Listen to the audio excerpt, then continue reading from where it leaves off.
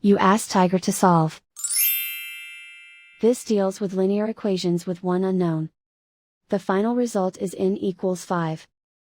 Let's solve it step by step. Swap sides. Group all constants on the right side of the equation.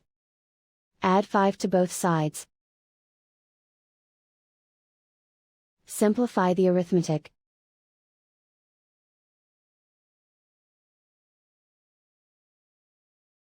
Isolate the n. Divide both sides by 3.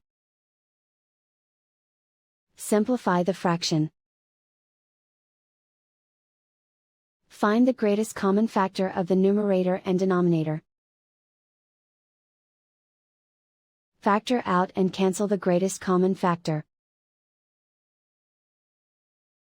And so the final result is n equals 5.